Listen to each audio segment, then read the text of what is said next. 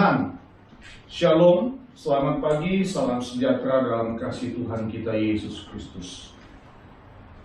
Luar biasa apa yang sudah boleh kita alami dalam hidup kita, saudaraku ya. Hari ini kita memasuki lagi bulan yang baru, tepatnya di tanggal 6 Juni tahun 2021. Bapak Ibu, kita mengalami banyak sekali kesulitan, tantangan dalam hidup ini. Namun kita masih tetap boleh berkata dan bisa berkata, Tuhan baik bagi saya, Tuhan baik bagi kami. Semua yang kami alami seizin daripada Tuhan. Terima kasih Bapak, puji Tuhan. Itu saja yang bisa kita katakan kepada Tuhan, saudara. Lebih dari kemampuan kita, lebih di luar kuasa kita, biarlah tangan Tuhan yang penuh ajaib bekerja, membantu, menolong, dan membawa hidup kita untuk tetap selalu berjalan dalam kasih dan kebenaran Tuhan. Haleluya, saudaraku. Saudara, saya akan kembali menyampaikan firman Tuhan dalam kitab Kisah Para Rasul pasal yang kedua.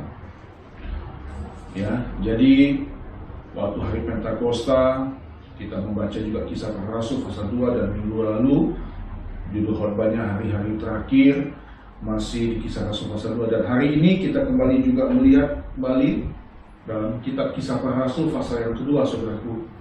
Mungkin ini bisa dikatakan bagian yang ketiga ya, saudaraku ya.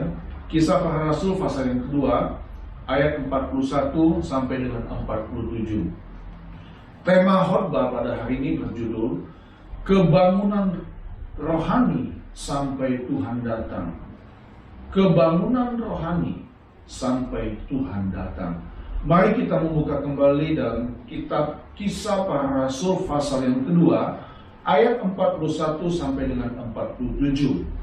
Kita akan membaca bergantian. Cara hidup jemaat yang pertama. Orang-orang yang menerima perkataannya itu memberi diri dibaptis, dan pada hari itu jumlah mereka bertambah kira-kira 3.000 jiwa. Mereka bertekun dalam pengajaran rasul-rasul dan dalam persekutuan, dan mereka selalu berkumpul untuk memecahkan roti dan berdoa. Maka ketakutanlah mereka semua, sedang rasul-rasul itu mengadakan banyak mujizat dan tanda. Dan semua orang yang telah menjadi percaya tetap bersatu, dan segala kepunyaan mereka adalah kepunyaan bersama. Dan selalu ada dari mereka yang menjual harta miliknya, lalu membagi-bagikannya kepada semua orang sesuai dengan keperluan masing-masing. Dengan bertekun dan dengan sehati mereka berkumpul tiap-tiap hari dalam bait Allah. Mereka memecahkan roti di rumah masing-masing secara bergilir dan makan bersama-sama dengan gembira dan dengan tulus hati. Kita baca bersama-sama ayat 7, 2, 3. Sambil memuji Allah, dan mereka disukai semua orang, dan tiap-tiap hari Tuhan menambah jumlah mereka dengan orang yang diselamatkan. Bapak Ibu, saudara-saudaraku kekasih dalam Tuhan, kuasa Roh Kudus terbukti nyata dalam kehidupan orang percaya.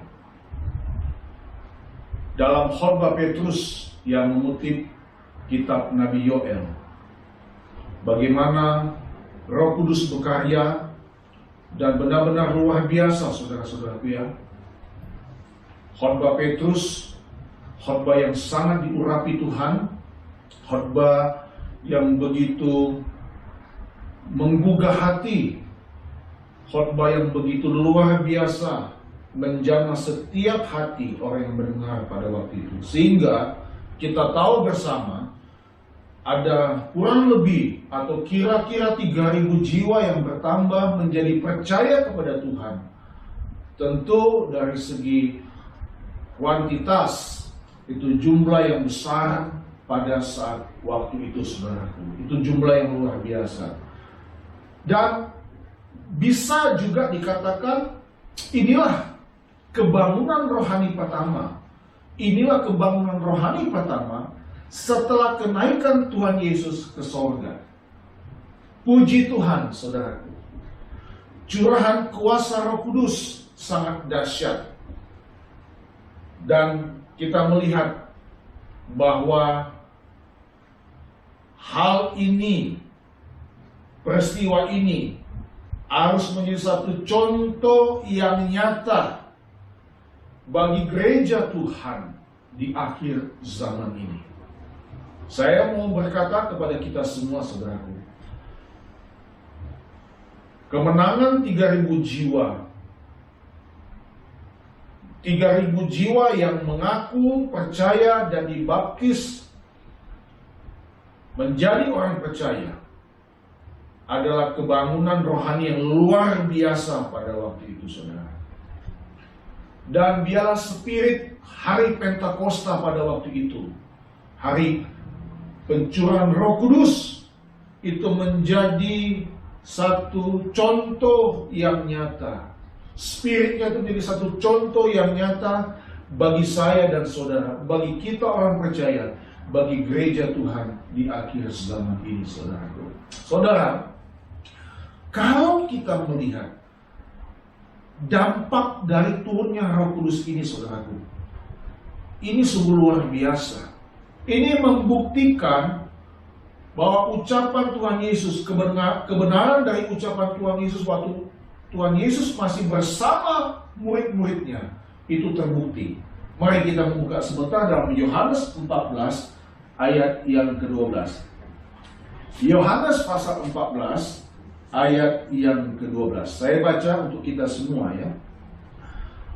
Aku berkata kepadamu, sesungguhnya barang siapa percaya kepadaku, ia akan melakukan juga pekerjaan-pekerjaan yang aku lakukan. Bahkan pekerjaan-pekerjaan yang lebih besar daripada itu. Sebab aku pergi kepada Bapa. Saudara, kita lihat. Ucapan Tuhan Yesus ini terbukti nyata bahwa apa yang Yesus lakukan sewaktu masih di bumi, pekerjaan-pekerjaan yang Tuhan Yesus lakukan akan dilakukan oleh para pengikutnya, orang-orang percaya, bahkan pekerjaan-pekerjaan yang lebih besar daripada itu. Saudara, luar biasa, terbukti benar. Ini hal yang sungguh luar biasa, saudaraku. Nah, di balik peristiwa ini, saudaraku, kedahsyatan, kuasa Roh Kudus yang begitu luar biasa, saya ingin mengajak kita semua, saudaraku, untuk merenungkan pada pagi hari ini, pada minggu yang pertama di bulan Juni ini, karena setelah ini kita akan menikmati tubuh dan darah Tuhan dalam perjamuan kudus. Apa yang bisa kita pelajari, apa yang bisa kita renungkan dari cara hidup jemaat yang pertama atau jemaat yang mula-mula, saudaraku. Dalam satu perikop tadi, saudaraku, itu hal yang luar biasa. Ini dampak dari manifestasi pekerjaan kuasa Roh Kudus, dan terbukti nyata bahwa apa yang pernah dikatakan Tuhan Yesus, bahwa engkau akan melakukan pekerjaan-pekerjaan yang lebih besar, itu terbukti nyata. Haleluya, saudaraku. Nah, apa yang bisa kita pelajari dan kita renungkan, Bapak Ibu Saudara kasih dalam Tuhan? Mari, yang pertama, saudaraku, apa yang bisa kita pelajari dan renungkan dari cara hidup jemaat yang mula-mula ini? Kita membaca kembali dalam ayat 36 dan 38. Maksud saya kita membaca Kisah Rasul pasal 2 ayat 36 dan 38. Ibu Gembala tolong membacakan ayat 36 sampai 38 dan juga nanti ayat 41. Kisah Rasul pasal 2 ayat 36 sampai 38 dan ayat 41. Kisah Para Rasul 2 ayat yang ke-36, 37 dan 38. Jadi seluruh kaum Israel harus tahu dengan pasti bahwa Allah telah membuat Yesus yang kamu salibkan itu menjadi Tuhan dan Kristus. Ketika mereka mendengar hal itu, hati mereka sangat terharu. Lalu mereka bertanya kepada Petrus dan rasul-rasul yang lain, "Apakah yang harus kami perbuat, saudara-saudara?" Jawab Petrus kepada mereka, "Bertobatlah dan hendaklah kamu masing-masing memberi dirimu dibaptis dalam nama Yesus Kristus untuk pengampunan dosamu, maka kamu akan menerima karunia Roh Kudus." Ayatnya yang ke-41. Orang-orang yang menerima perkataannya itu memberi diri dibaptis, dan pada hari itu jumlah mereka bertambah kira-kira 3.000 jiwa. Saudara, yang pertama, kebangunan rohani terjadi kepada mereka yang memiliki hati yang terbuka untuk firman Allah. Amin. Kebangunan rohani terjadi kepada mereka yang memiliki hati yang mau terbuka kepada firman Allah, atau saya mau katakan juga memiliki kelemah lembutan. Saudara, Petrus berkata kepada mereka semua, "Bertobatlah dan hendaklah kamu masing-masing memberi dirimu dibaptis dalam nama Yesus Kristus," dan seterusnya. Kalau kita membaca kembali ayat 37 ini, saudaraku, ketika mereka mendengar hal itu, hati mereka sangat terharu. Saudara, inilah pekerjaan kuasa Roh Kudus. Yang pertama, saudaraku, kebangunan rohani terjadi bagi mereka yang memiliki hati yang lemah lembut, yang terbuka untuk kebenaran firman Tuhan. Hati yang tidak keras hati, hati yang siap untuk menerima kebenaran firman Tuhan. Artinya yang mau ditegur. Haleluya, saudaraku. Saudara, mari Bapak Ibu, kita tidak bisa lagi berlama-lama dalam hidup ini. Jangan keraskan hatimu. Kalau saya boleh mengutip perkataan Petrus ini, maka saya pun ingin berkata kepada kita semua dan juga kepada diri saya, bertobatlah. Mari kita bertobat dari cara hidup kita yang tidak baik, yang menyakitkan hati Tuhan. Saudara, saya ajak kita semua untuk membuka sebentar Ibrani pasal 4 ayat yang ke-7. Ibrani pasal 4 ayat yang ke-7. Demikian bunyi firman Tuhan. "Sebab itu ia menetapkan pula suatu hari, yaitu hari ini, ketika ia setelah sekian lama berfirman dengan perantaraan Daud seperti dikatakan di atas. Pada hari ini, jika kamu mendengar suaranya," apa saudaraku? "Janganlah keraskan hatimu." Saudara, janganlah keraskan hatimu. Saya merasa perlu untuk mengutip kitab Ibrani ini, saudaraku.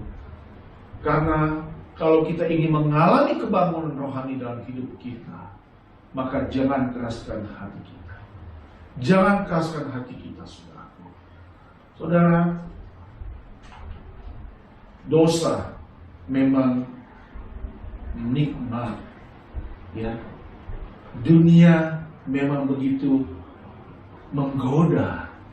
Tetapi saya mau berkata kepada kita semua, saudaraku, tidak ada artinya apa-apa itu semua. Buat apa kita hidup dengan kebencian? Buat apa kita hidup menyimpan dendam?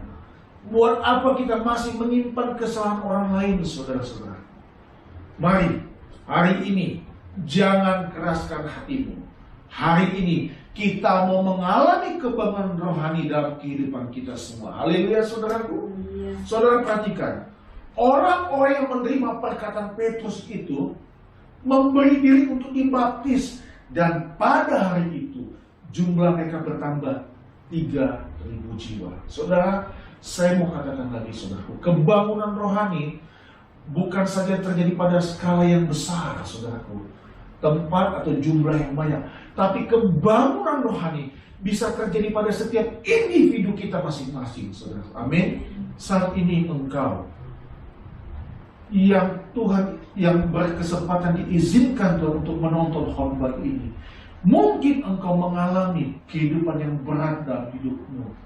Ada tekanan jiwa dalam hidupmu. ada kebencian, engkau menaruh dendam kepada orang yang menyakiti hatimu, saya mau katakan, ampunilah dia. Bertobatlah. Kita mau berlutut di hadapan Tuhan, saudara. Kita ingin mengalami kebangunan rohani di dalam Tuhan Yesus. Amin, saudaraku. Saudara, hari ini kita membuka hati kita. Kitab Ibrani tadi katakan, jangan keraskan hatimu. Jangan. Firman Tuhan begitu lembut menyapa hati saya dan saudara. Mari saudara-saudaraku, kita sekarang memposisikan diri kita. Kita merapat posisi kita di hadapan Tuhan. Tuhan, saya ingin membuka hati saya. Saya ingin Engkau masuk dalam hati dan hidup Tuhan. Saya ingin Engkau berkarya dalam kehidupanku. Dan aku mau berjalan bersama-sama denganmu. Ya Tuhan Yesus. Haleluya, saudaraku. Doa saya, kiranya hatimu dilembutkan oleh Tuhan.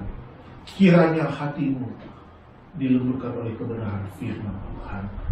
Roh Kudus berkarya dalam setiap kehidupan kita. Ini yang bisa kita pelajari yang pertama.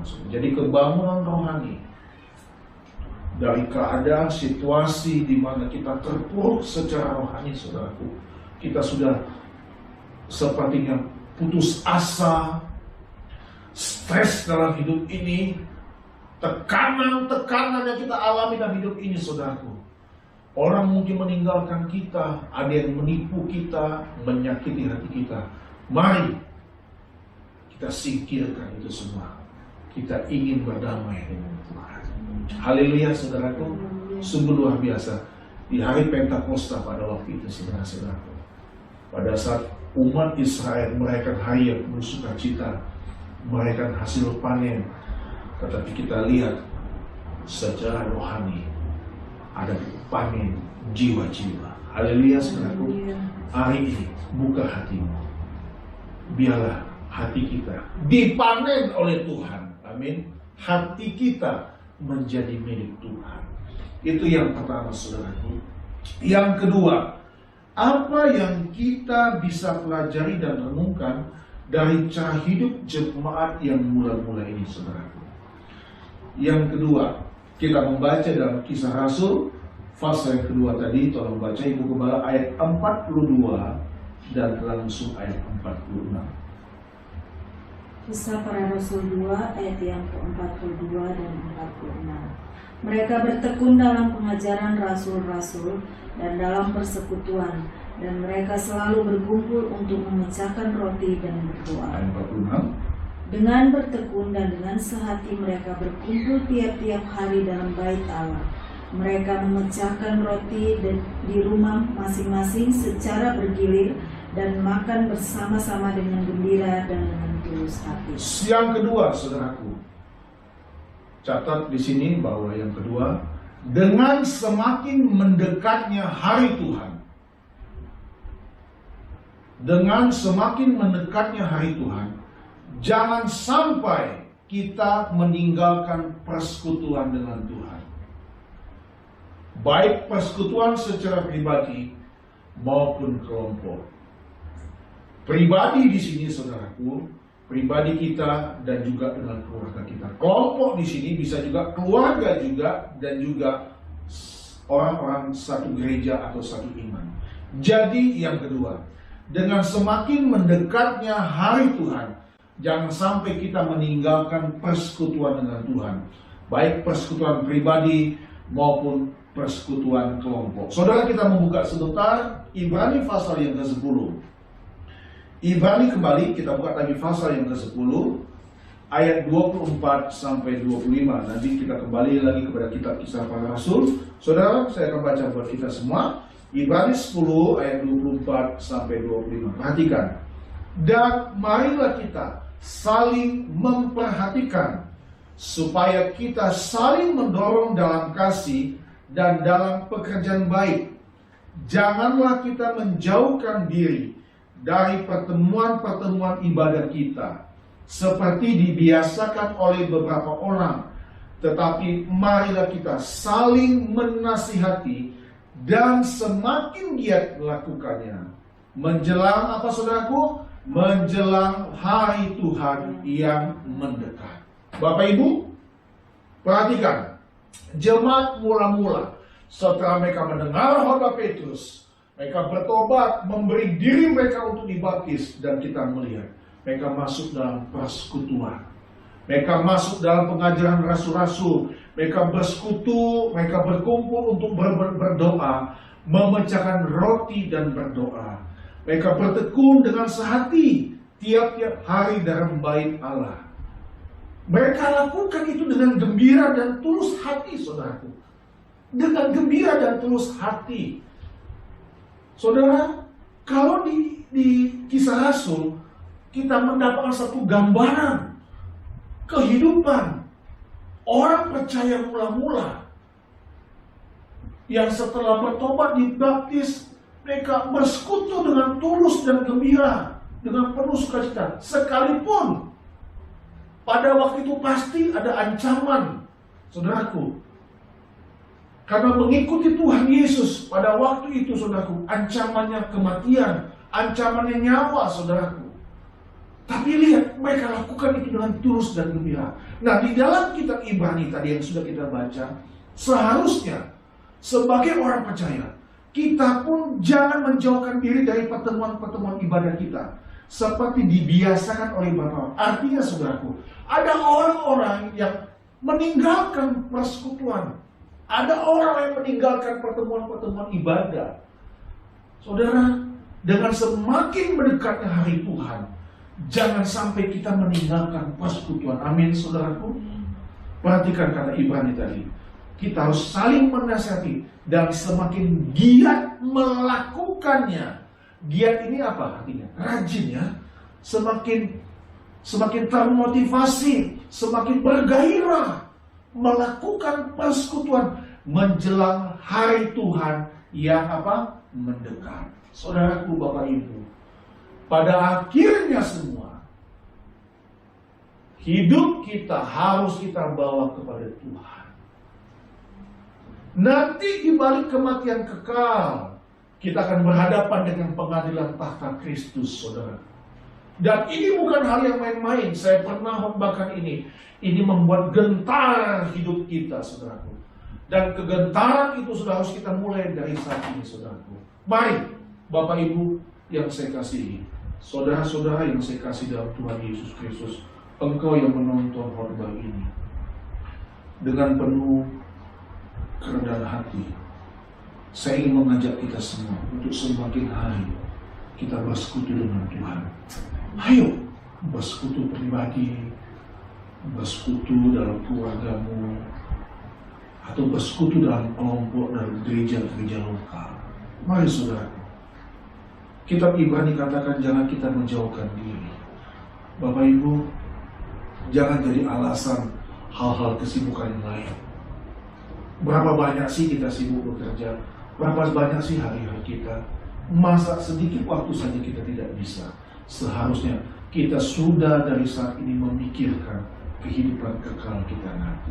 Saya tidak menakuti kita semua, Bapak Ibu, tapi mari kita merajin di dalam Tuhan. Kita buka bersama kitab Roma pasal 12. Tolong Ibu Gembala bacakan Roma pasal yang ke-12 ayat yang ke-11. Roma pasal yang ke-12 ayat yang ke-11. Roma pasalnya yang ke-12 ayatnya yang ke-11. Janganlah hendaknya kerajinanmu kendor, biarlah rohmu menyala-nyala dan layanilah Tuhan. Haleluya. Saudara, ayo bangun. Bangun. Dan tadi di awal saya katakan kebangunan rohani itu terjadi pada hati yang terbuka. Jangan hendaknya kerajinanmu kendor. Saudara, mari kitab Ibrani katakan kita harus giat. Dalam kitab Roma katakan kerajinan kita dalam Tuhan jangan kendor. Ayo, roh kita menyala-nyala untuk melayani Tuhan. Kalau kita kembali kepada kehidupan jemaat yang mula-mula dalam kitab Kisah Rasul, saudara, luar biasa. Saya mau katakan itu luar biasa, saudaraku. Mungkin jarang sekarang kita menemukan hal ini. Maka itu saya ingin kita mengajak kita semua. Kebangunan rohani memang kebangunan rohani tidak terjadi dari skala yang besar saja, saudara. Bisa terjadi hanya pada skala yang kecil. Pribadi kita, diri kita, dan keluarga kita. Itu mulai dari diri kita. Mari saudara-saudaraku, kita membangun diri kita. Roh kita menyala-nyala melayani Tuhan. Bangkitkan semangatmu, saudaraku. Kok kita bekerja ya, tiap hari kita semangat ya untuk bekerja di dunia sekuler, di profesi dunia. Tapi kok untuk Tuhan kita tuh masih perhitungan ya, masih setengah-setengah. Saya ingin menggugah hati saudara. Mari saudara-saudara, karena yang semua yang kita miliki ini berasal daripada Tuhan. Semua berasal daripada Tuhan, Bapak Ibu. Nafas kita, harta kita, keluarga kita, itu semua berasal daripada Tuhan. Dan di dalam kitab Matius, Tuhan Yesus berkata begini, memang tidak ada dalam catatan saya, tetapi saya coba mengangkat ini, saudaraku, membagikan ini, karena ini bisa menjadi satu renungan juga buat kita semua dalam Matius pasal yang ke-10, saudara.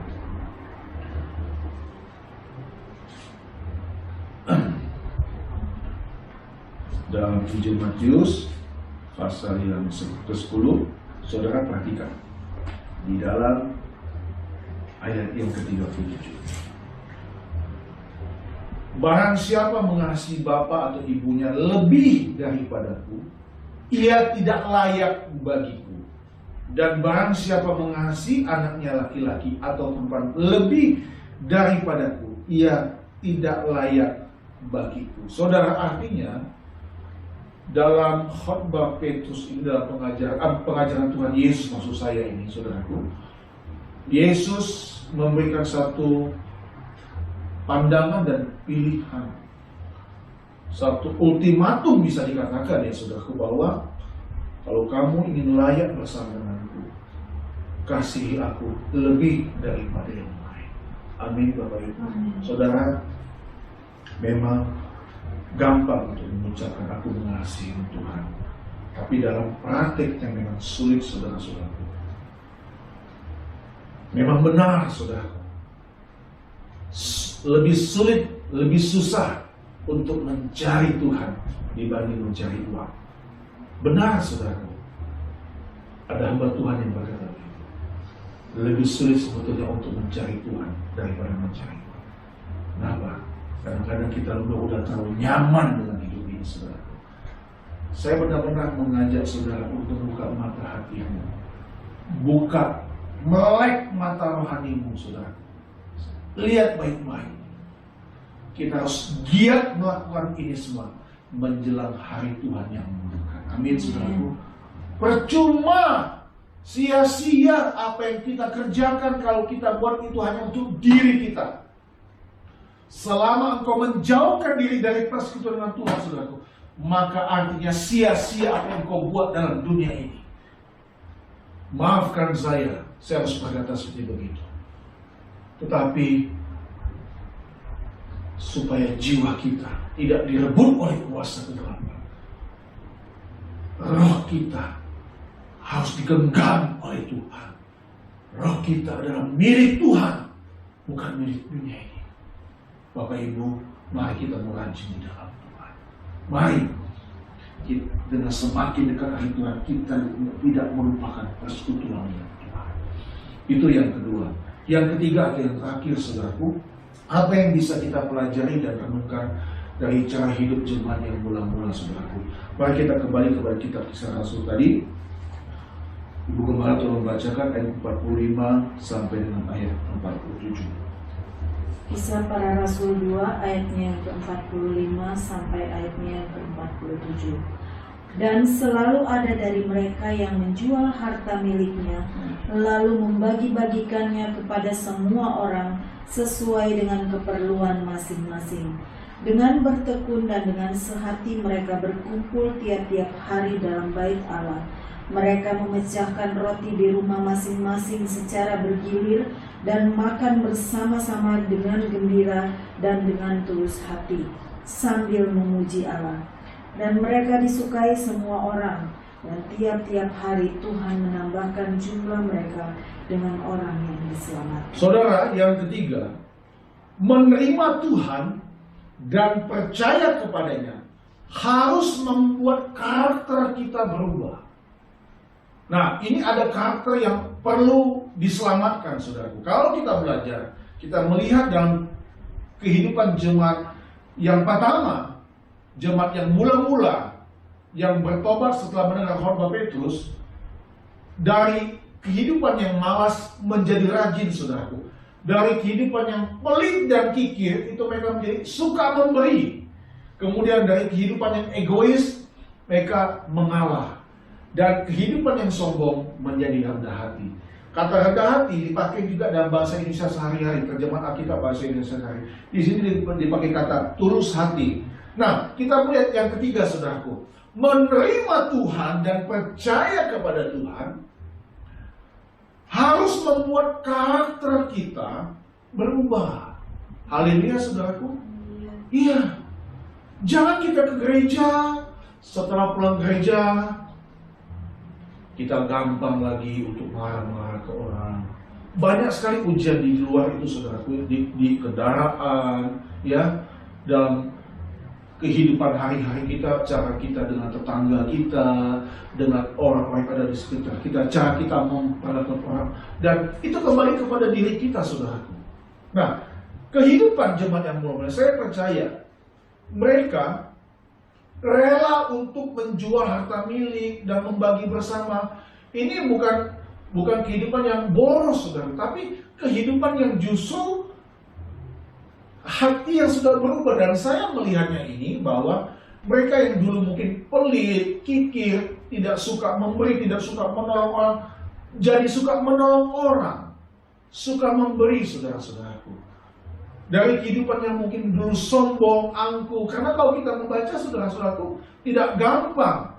Apalagi orang Yahudi, orang Israel.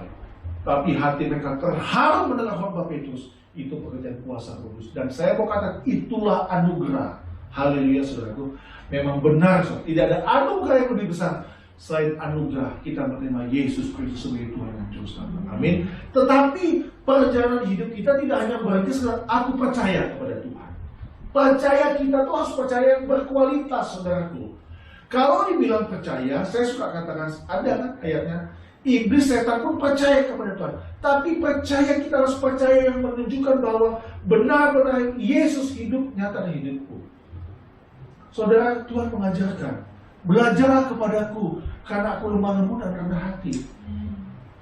Jadi menerima Tuhan dan percaya kepadanya, kalau saya juga boleh tambahkan, dan melayani Tuhan juga, itu harus membuat karakter kita tuh berubah, saudaraku. Haleluya, saudaraku.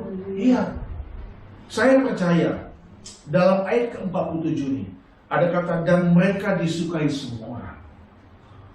Saya mempercayai bahwa kata disukai itu, saudara, bukan saja mereka disukai karena mereka menjadi orang yang tiba-tiba jadi rohani, ya, tiba-tiba menjadi rohani dan benar-benar menjadi rohani, saudara, begitu dan seluruh. Tapi ada satu perubahan karakter dalam hidup mereka. Dulu mungkin mereka sombong, memandang rendah orang lain, tapi kemudian mereka menerima orang lain, mengalah, dan kita lihat mereka disukai semua. Haleluya, saudaraku, saudara. Inilah potret kehidupan kebangunan rohani 2000 tahun yang lalu. Saya jujur, saudara, saya berdoa dan saya merindukan kita semua mengalami kebangunan rohani dalam hidup kita sampai Tuhan datang. Mari, saudaraku, tidak ada lagi ajakan yang saya mau mengajak kita semua untuk kita semakin hari semakin mendekatkan hati kita kepada Tuhan. Hidup yang benar-benar mau diubahkan oleh Tuhan, dipulihkan oleh Tuhan. Haleluya, saudaraku. Mereka disukai semua orang. Alkitab menulis dalam ayat yang terakhir pasal yang kedua ini, tiap-tiap hari Tuhan menambah jumlah mereka dengan orang yang diselamatkan. Amin. Saudara, ini sungguh berita yang luar biasa. Saya hanya ingin mengingatkan saudara, ada kebenaran firman Tuhan yang Yesus katakan, banyak yang dipanggil, tetapi sedikit yang dipilih. Bapak Ibu, engkau yang dulu memiliki cinta yang mula-mula kepada Tuhan, mari temukan lagi cinta mula-mula itu di dalam Tuhan. Mari engkau merapat lagi mendekat lagi kepada Dia, Sang Pemilik kehidupan kita, saudaraku. Saudara, entah sampai kapan pandemi COVID-19 ini berakhir, saudaraku. Ada berita yang bisa mengejutkan di luar, gempa bumi, tsunami, macam-macam ancaman dunia, dan itu sudah ditulis dalam Alkitab, dalam firman Tuhan. Saudara, tidak ada tempat bagi saya dan saudara untuk berlabuh selain kepada Bapa di surga. Mari saudaraku, kebangunan rohani 2000 tahun yang lalu itu terjadi, dan saat ini izinkan saya berkata, kita harus juga mengalami kebangunan rohani di dalam kehidupan. Amin. Giat merajin melakukan pelayanan pekerjaan Tuhan, melayani Tuhan. Bahkan Tuhan Yesus kata, pekerjaan yang lebih besar sampai Tuhan Yesus datang. Haleluya, saudaraku. Biarlah kita mau hidup selalu tetap setia sampai Tuhan Yesus datang ke dunia kita. Amin. Tuhan memberkati kita semua. Haleluya.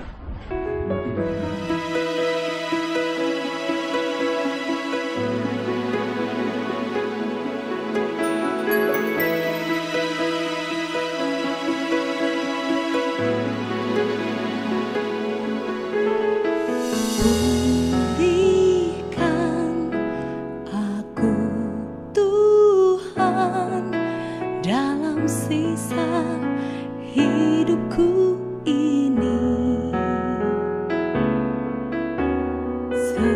segarkan jiwaku selalu oleh kuasa firman dan Roh-Mu. Ubah hatiku Tuhan untuk lebih mengasihi-Mu, mengutamakan Kau Yesus lebih dari dunia ini. Yang ku ingini Engkau saja, tinggal dalam kehendak rencana-Mu. Pisahkan diriku dari dunia